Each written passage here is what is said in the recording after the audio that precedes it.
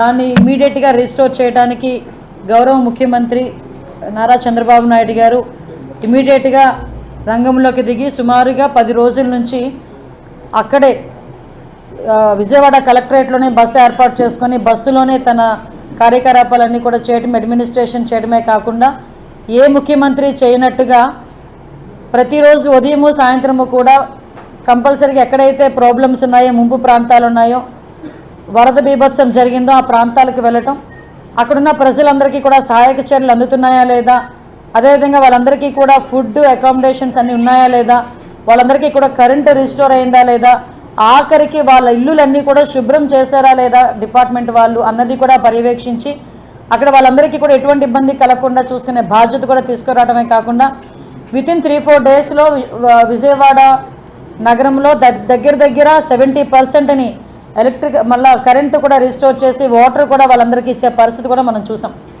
అంటే ఒక ముఖ్యమంత్రి ఒక డిజాస్టర్ మూమెంట్లో, ప్రజలకు ఇబ్బంది కలిగే మూమెంట్లో ఏ రకంగా అలర్ట్గా ఉండాలి, ఏ రకంగా సహాయక చర్యల్లో పాల్గొనాలి, ఏ రకంగా మేనేజ్మెంట్ చేయాలి అన్న విషయం మీద ప్రపంచం మొత్తంలో ఏ రాజకీయ నాయకుడైనా చంద్రబాబు నాయుడు గారిని చూసి నేర్చుకోవచ్చు అనేటట్టుగా ఆయన క్రైసిస్ మేనేజ్మెంట్ చేయడం అన్నది మనం అందరం కూడా చూసాం. ఇదే ఫస్ట్ కాదు, ఇంతకుముందు మన హుద్హుద్ జరిగినప్పుడు కానీ, తిత్లీ జరిగినప్పుడు కానీ, అదేవిధంగా ప్రతిపక్ష నాయకుడిగా ఉండేటప్పుడు కూడా రాష్ట్రంలో ఎక్కడైనా వరదలు జరిగినా, బీభత్సం ఏదైనా వచ్చినా, నేషనల్ కెలాబిలిటీస్ ఏదైనా వచ్చినా తెలుగుదేశం పార్టీ కార్యకర్తలని కూడా అలర్ట్ చేసి సహాయక చర్యల్లో పాల్గొనేటట్టుగా చేసిన పరిస్థితి కూడా మనందరికీ కూడా తెలుసు. ఇటువంటి పరిస్థితుల్లో మొన్న సంభవించిన వరద ఏదైతే ఉందో ఆ టైంలో మనకి విపరీతంగా మన 31st ఆ టైంలో, సెకండ్ ఆ టైంలోని విజయవాడకు వచ్చిన వరద ముంపు ప్రాంతాలన్నిటికీ కూడా ఆయన చూసి ఇమీడియట్గా అక్కడే కూడా బస్సు ఏర్పాటు చేసుకొని ప్రతి ఒక్క వార్డుకి కూడా ఒక సీనియర్ ఐఏఎస్ ఆఫీసర్ని ఏర్పాటు చేసి ఒక్కొక్క మంత్రిని అలాట్ చేసి ఒక్కొక్క ఎమ్మెల్యేని కూడా వాళ్ళకి ఇక్కడ పెట్టి ప్రతి ఒక్కటి కూడా రీస్టోర్ చేసి సహాయక చర్యల్లో భాగంగా అగ్గిపెట్టి, లైటరు, కొవ్వొత్తులు కూడా పంపిణీ చేశారంటే ఒకసారి మనం కూడా ఆలోచన చేసుకోవాలి. అదేవిధంగా ఫ్లడ్ అంతా వెళ్ళిపోయిన తర్వాత కూడా ఇల్లులు శుభ్రం చేసుకోవడానికి వాళ్ళ దగ్గర వాటర్ ఉంటుందో ఉండదో అని ఆ వాటర్ని కూడా మనకి ఫైర్ ఇంజన్స్ ద్వారా ఇల్లుల్ని కూడా శుభ్రం చేయించి రోడ్లను శుభ్రం చేశారు.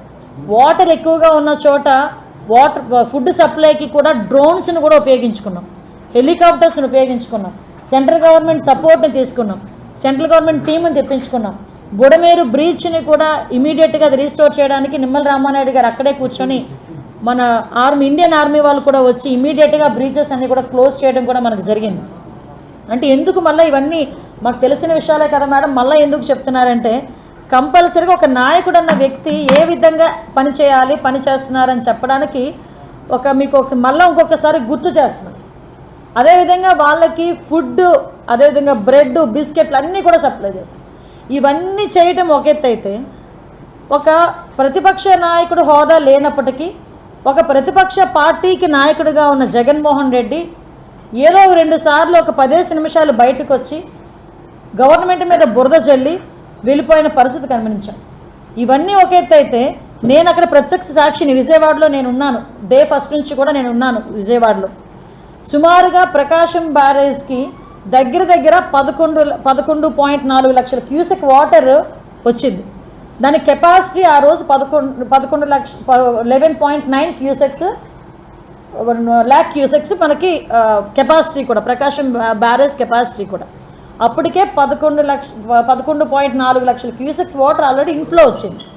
అటువంటి సమయంలోనే దాన్ని ఎలాగ మనం ఎదుర్కోవాలని చెప్పి మేమందరం కూడా ఇరిగేషన్ డిపార్ట్మెంట్, అన్ని డిపార్ట్మెంట్ వాళ్ళు అనకూడదు కానీ దేవుడి మీద భారం వేసి మేమందరం కూడా వెయిట్ చేస్తున్నాం, ఎక్కడ కూడా అలాంటి ఆపద జరగకూడదు అని ప్రతి ఒక్కరం కూడా వెయిట్ చేస్తున్నాం. పక్కన జరిగిన డిజాస్టర్కి రిలీఫింగ్ పక్క నుంచి ఇవ్వటం, పక్క నుంచి ఇవన్నీ కూడా చాలా షెడ్యూల్స్లో ఉంటే ఆదుకోవలసిన చేయి కూడా ఈరోజు డిస్ట్రాయ్ చేయడానికి రెడీ అయిందంటే వాళ్ళని దేశద్రోహులు అనాలా వద్దా మీరే నిర్ణయించుకోవాలి.